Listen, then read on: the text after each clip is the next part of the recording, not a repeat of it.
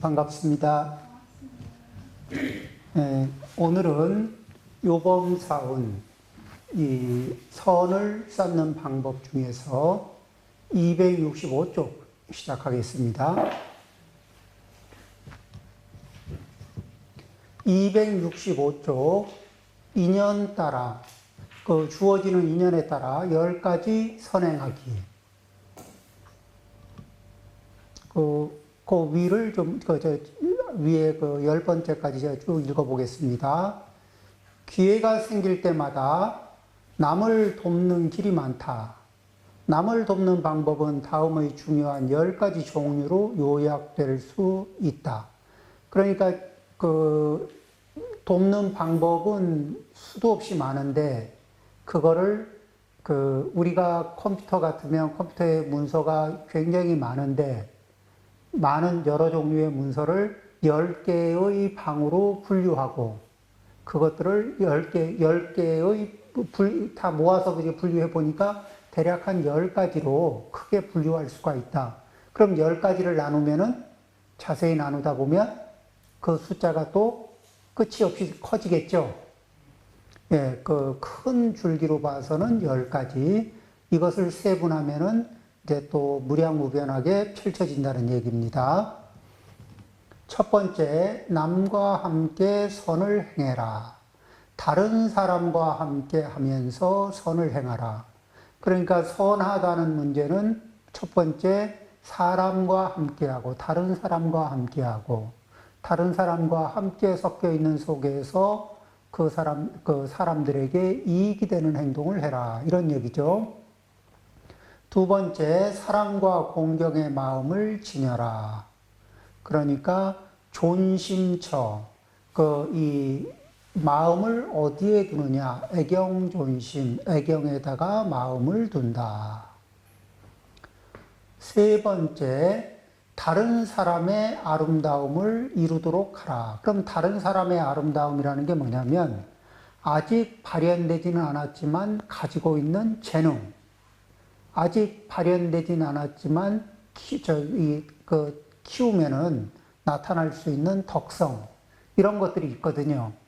그런 부분들이 있으면 그런 부분들이 좌절되지 않고 잘 완성될 수 있도록 그 사람이 가지고 있는 아름다운 특징이, 다른 사람이 가지고 있는 아름다운 특징이 좌절되지 않고 잘 이게 성숙하게 원만하게 이루어질 수 있도록 도와라.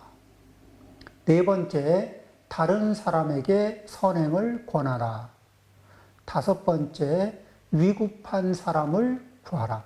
그러니까 위급한 사람이 위급한 상황에 있으면 일단 구해라. 이런 얘기입니다. 그 다음에 큰 이익을 위한 공공사업을 일으켜라. 큰 이익이라는 건 뭐죠? 공공의 이익을 전제로 하는, 여러 사람, 공공의 이익이라는 것이 개인의 이익보단 공공의 이익이 영 크죠. 그런데 개인이 봤을 때 내 이익이 공공의 이익보다 크게 보이게 되면은 이제 마음이 사적으로 개인주의로 흘러가요. 어떤 분들은 그럴 수 있죠. 나라가 흥하든 망하든 그게 뭐야, 내가 흥해야지. 이런 분들도 있을 수 있거든요. 역사상 또 실제 있기도 했고. 그 다음에 재물을 보시하여 복을 지어라. 7번째죠. 8번째, 바른 가르침을 보호하고 유지하라. 9번째, 연장자를 존경하라. 10번째, 모든 생명을 사랑하고 아껴라. 이렇게 10가지로 나누어서 거기에 대해서 이제 하나하나 다룹니다. 이게 적선지방, 그러니까 선을 쌓는 방법과 관련해서 처음에 보면은 10가지 이렇게 선을 잘 쌓은 사람들의 사례.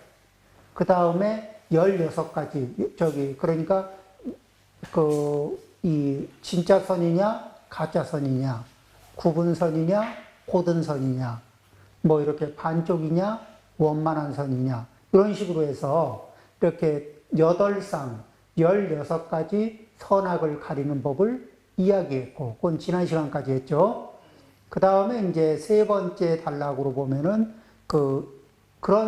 이 그런 선들을 인연 따라 하게 될 때 그 인연의 종류를 10가지로 나누고, 그리고 10가지 패턴에서 어떻게 선행을 하는가, 요 문제를 지금 논합니다. 자, 그러면은 저 165쪽 맨 아랫줄입니다. 남과 함께, 다른 사람과 함께 선을 행하는 것은 무엇을 의미하는가? 순환계는 요 시대에 살았다. 그러니까 순환계는 요임금님이 임금 노릇할 때 백성으로 살았죠.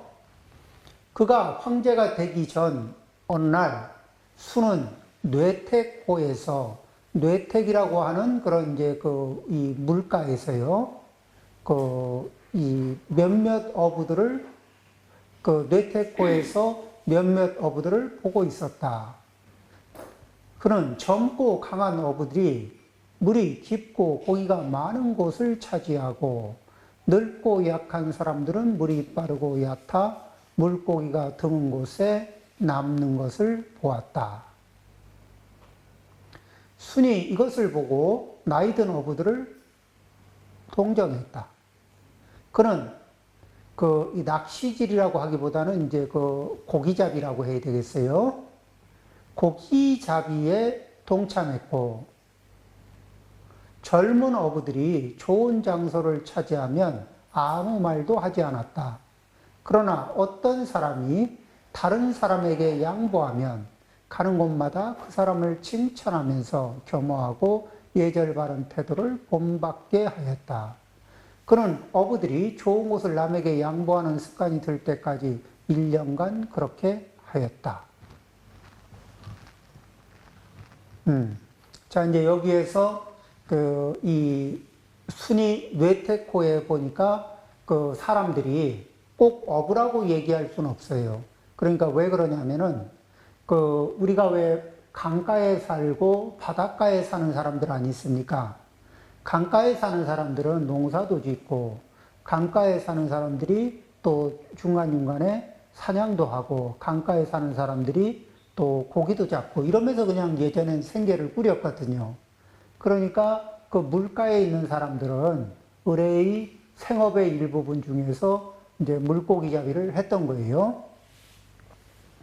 그런데 거기에서 물고기를 잡는 장소, 잡기 좋은 장소가 있었을 거고, 그곳에 이 젊은 사람들이 물고기 잡기 좋은 자리를 차지하고, 이 연세가 있는 분들이 그쪽으로 진입할 수 없도록 이렇게 딱 이렇게 점유권을 행사했는데, 그러면은 거기에서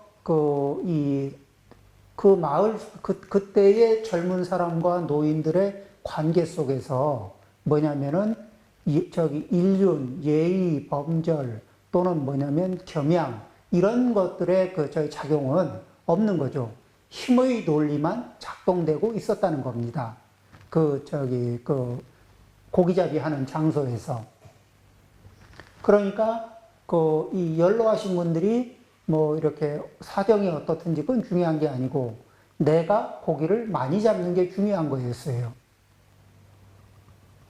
자, 이제 그런 상황을 봤던 거죠. 그런 걸 보고서는 이제 마음이 좀 아팠어요. 사람이 사는 게 저건 아닌데 싶었던 거죠.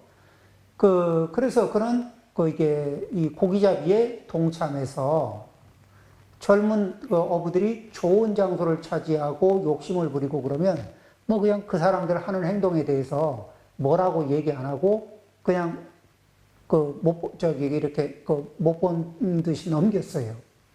그런 과실에 대해서는 논하지 않고 아무 말도 하지 않고. 그렇지만 어떤 사람이 그래도 또 다른 이렇게 좀 약한 사람을 알아보고, 여기서 잡으면 상대적으로 좀 쉽습니다. 저는 젊고 몸이 빠르니까 이렇게 저쪽에 물고기가 좀 양이 적고 물고기들이 좀 푸닥푸닥하고 빨리 움직이는 그런 자리에서도 제가 노력만 하면 물고기를 잡을 수 있습니다. 당신은 이쪽에 이게 기운이 딸리니까 이렇게 이 물고기가 좀 많이 모이는 데서 잡으면은 좀 상대적으로 수월할 거고, 저는 그렇지 않더라도 제가 필요한 만큼 또 잡을 수 있습니다. 그러고 이제 가서 이거 민첩한 몸으로 이제 민첩한 이렇게 고기잡이를 했겠죠. 그런 사람을 보면은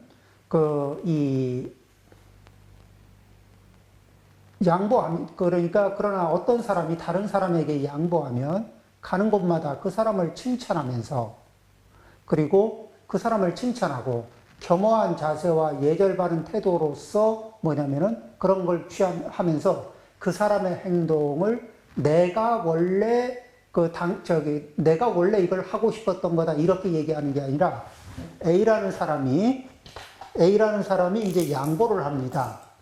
그럼 그때까지 기다려요. 자, 그러면 이제 A라는 사람이 양보하는 행동을 하고 그러면은 이 순이 요분을 칭찬해. 그리고 이분이 하는 행동을 모방해서 그 옆에서 이래 그분을 칭찬하고, 그리고 그분의 마음씀이 얼마나 훌륭한지 이런 것들을 이렇게 두런두런 얘기하면서 그 옆에서 같이 그런 역할을 했다는 고기잡이를 하고, 그러면서 이제 이렇게 그러다 또 이제 누가 오면은 또 양보할 만한 자리가 누가 오고 양보할 만하면 양보를 합니다. 그러면은 순한테 고맙습니다 그러면 아닙니다. 이분한테 배웠습니다. A라고 하는 이분한테 배웠습니다. 이렇게 해서 자기를 드러내는 게 아니라 이렇게 최초의 이게 선행을 했던 사람, 그분한테 배웠습니다 하고 그분을 찬탄하는 거예요. 그러다 보면은, 자, 이런 그런 칭찬, 그리고 감사, 이런 것들을 이제 받으면서 사람들이 꼭 고기만 필요한 건 아니죠? 그래서 이제 B도 동참합니다. B도 이쪽에 동참해요. 그러면 또 B가 하는 것도 또 본받습니다. B가 하는 것도 B를 찬탄하고 B도 모방하고 이런 식으로 해서 C도 생기고 D도 생기고 이렇게 해서 이제 쭉 하면서 그냥 별 저기가 없을 때는 깊고 이렇게 물고기가 많이 모이는 곳에서 하다가 또 이제 힘이 좀 약하고 그래서 민첩하지 못한 분이 오면은 여기서 하세요. 여기서 하면 금방 좀 이렇게 잡을 수 있을 겁니다. 그리고 옆으로 좀 물러나서 양보하고 이런 것들을 이제 이렇게 사람들이 자연스럽게 자연스럽게 하게 됐다는 건데, 그렇게 하는데 얼마가 걸렸냐면 1년이 걸렸다는 겁니다.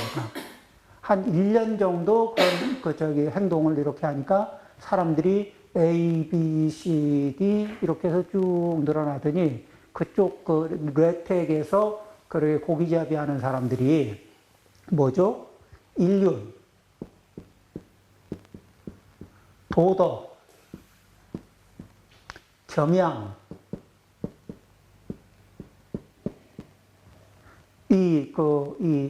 그렇죠? 이런 것들을, 요런 부분에 대한 마음의 이렇게 이 덕을, 요걸 한 1년 사이에 이렇게 레텍에서 그냥 생계에 애고 어른이고 그런 거 구별 없이 내가 많이 잡으면 최고다. 내가 많이 먹으면 최고다. 이런 의식으로 꽉 차 있던 사람들 속에서 이 순임금이 들어가서 1년간 이렇게 말없이, 그러니까 뭐죠? 누구를 비방하거나 잘못됐다고 꾸지람을 하거나 이런 일이 하나도 없이 그저 이렇게 잘하는 사람이 있으면 칭찬하고 그 사람을 모방하고 그 사람을 본받고 그리고 훌륭한 점을 있는 그대로 찬탄하고 이런 행동만 했는데 그 일대가 사람들이 차츰차츰 인륜, 도덕, 겸양 이런 부분들을 스스로 자각하고 그리고 그러한 길을 가게 되었더라. 그러니까 이 사람들 속에서 수임금 같이 이렇게 지혜로운 분이 지혜로운 분들이 제일 먼저 하기 쉬운 게 뭐냐면은, 그거 그렇게 하는 거 아닌데 왜 그렇게 하지? 하고, 하면 안 되는 것을 지적하기가 쉬워요. 그런 거 하지 말라고. 그거 안 맞다고. 총명한 사람들이 제일 먼저 하는 게 하지 마. 그거 틀렸어. 이런 것들이거든요. 그런데 그렇게 하면은, 그런 말을 하면은 우리가 쉽게, 아, 예, 맞습니다. 당신의 말씀이 맞고, 그러니까 저는 앞으로 다시는 안 하겠습니다. 이렇게 되는 게 아니라, 이제, 지적이 들어오면, 그렇게 사람들의 지적이 들어오잖아요? 그럼 지적이 들어오면은, 이게 지적의 손끝을 타고 이렇게 자기를 봐야 되는데, 그러기 전에 지적이 들어오면 손끝만 보게 돼 있거든. 그리고 손끝이 나를 찌르는 것 때문에 방어 자세가 취해져요. 그래서 뭐라고 이렇게 지적을 하고 들어오면은, 지적을 하면 말이 맞고 틀리고가 아니라, 이게 지적을 타고 들어오는 기운이 날카로우니까, 그 날카로운 기운에 대항하느라고 방어 기제로서 에너지를 바짝 끌어올리거든요. 그렇게 되느라고 실제 해주는 이야기는 듣지를 못해요. 또 그걸 듣는다는 거는 저거는 나를 상처내로 들어오는 에너지이기 때문에 그거를 받아서도 안 되고 받을 수도 없고 그런 상태로 우리가 보통 이 상황에 빠져요.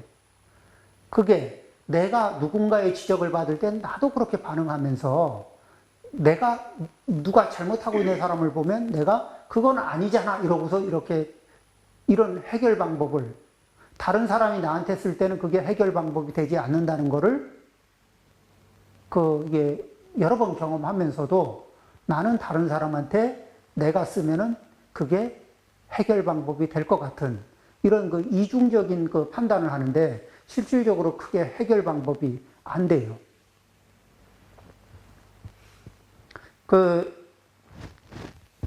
어머니가 제일 좋아하는 게 뭐니?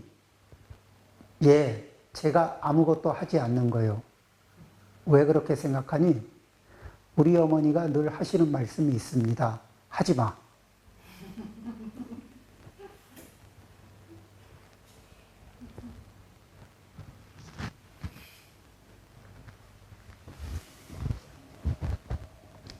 자,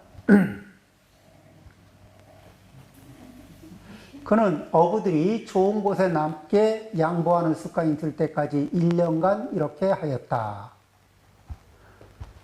자, 이제 여기에서 어떤 것을 얘기하냐면은 순임금이 썼던 그 다음 문장을 보면 그 말을 하는 거예요. 순왕제처럼 현명하고 267쪽입니다.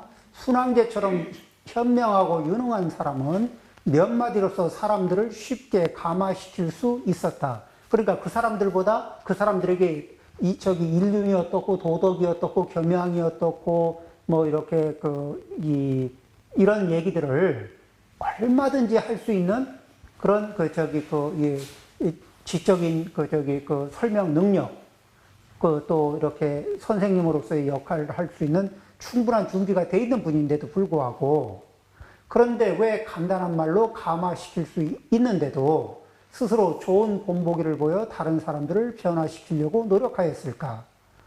순왕제의 수고와 좋은 의도는 오랜 수행과 힘든 노력의 결과로 나타나는 전문가의 솜씨와 같다. 여기에서 가르침의 규칙이 있는데 사람들의 이게 언어 습관을 교정하려고 그러면 말로 가르치면 돼요. 사람들의 언어 습관을 교정하는 데는 말로 가르치면 되는데 사람들의 이 감정, 이익과 손해, 뭐 이런 이 충동, 습관 이런 문제가 있잖아요. 충동, 습관, 이익, 손해 이런 문제가 발생되는 자리에서 그분들에게 그것들을 쓰는 궤도를 바꿔주려고 그러면은 그때는 사람에게 그 사람들이 행동을 이 언교라는 게 있고 말로 가르치는 거예요. 신교.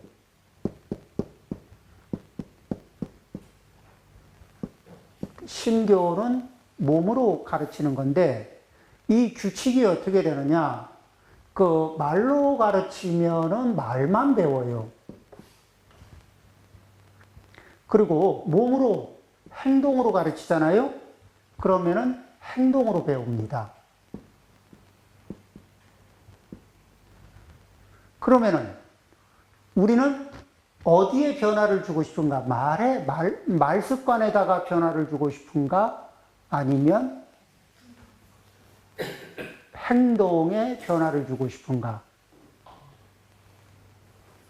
그럴 때 행동에 변화를 주고 싶으면은 그때 이거는 이렇게 하는 게 좋아. 이렇게 해. 그러면 아이들이 가만히 듣다가 말과 행동이 일치하는 부모님이 뭐라 그러면은 네. 이렇게 들어가고 말과 행동이 일치하지 않는 엄마, 아빠가 얘기하면 엄마는요. 아빠는요. 이거를 입으로 소리를 내서 하든 속으로 하든 엄마는요. 아빠는요. 이렇게 얘기하는 사이에 이거 그렇게 반문하면서 하겠다는 소리예요? 안 하겠다는 소리예요? 엄마는요. 아빠는요. 이럴 때는 엄마도 안 하잖아요. 아빠도 안 하잖아요. 근데 왜 나만 하라 그래? 나도 안 할래. 이렇게 되거든. 이게 지금 순임금이 이게 보통 옛날에 이분들은 그냥 이게 성인이란 말을 들을 만한 게 누구한테 따로 배우지 않아도 이런 것들을 자연스럽게 이런 행동들을 하고 이런 걸 알고 이렇게 실천하고 이런 것들이 이런 부분에서 아주 특별했던 것 같아요. 그래서 요즘에 이제 그런 거 있잖아요. 집안에 이제 소파도 있고 TV도 있고 한쪽에 소파 한쪽에 TV. 그럼 다들 이제 소파에 앉아서 TV를 보는데 집안의 가장이 좀 한가한 날 소파에 딱 옆으로 누워서 TV를 봅니다. TV를 보다가 일어나면 최고의 권위자가 누웠던 자리는 그 권위를 이렇게 부러워하는 자가 눕게 돼 있어요. 이제 첫째가 가서 눕습니다.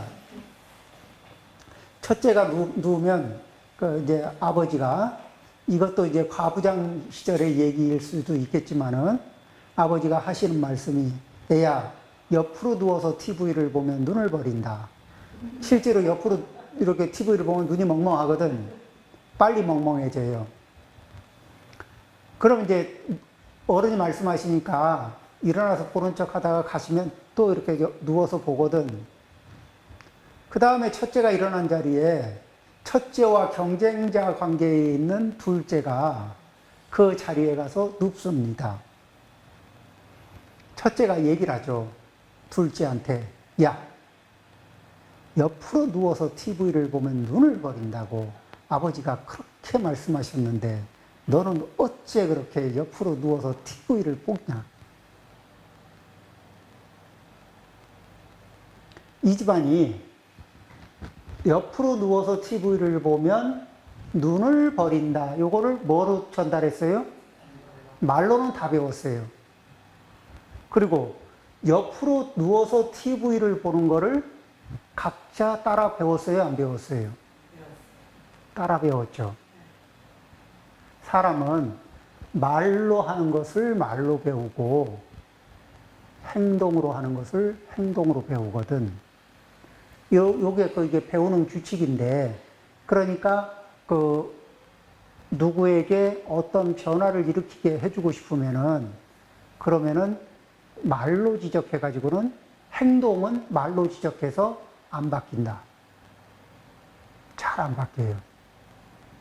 그런데, 자, 행동을 바꿔주게 하기 위해서는 한두 번 하고 말아야 됩니까? 아니면 그 행동이 상대방이 그 행동이 좋은 거를 알아차리고, 그 다음에 자기 반성을 하고, 자기 행동을 고치고 하는 과정까지 한 1년도 걸리고, 2년도 걸리고, 걸릴 거 아니에요.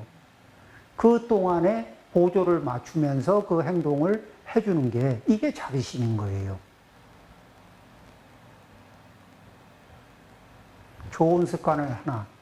이 순임금은 그때 당시에 그 일대 사람들의 좋은 습관 하나, 좋은 미풍양속을 하나 이렇게 이렇게 만들어내는데 1년을 꼬박꼬박 출근 도장 찍어가면서 거기에서 그 노력을 했죠. 그래서 이 얼핏 보면은 말로 가르치는 것이 효과가 빠르고 그리고 가성비가 높을 것 같은데 그런데 결과적인 측면에서 바라보면은 그러면은 이 말로 가르치는 거는 이 효과가 좀 제한적이고 그리고 이 행동으로 해서 사람들의 습관이 바뀌게 되면은 그 가르침의 가성비는 굉장히 높다고 할 수가 있습니다.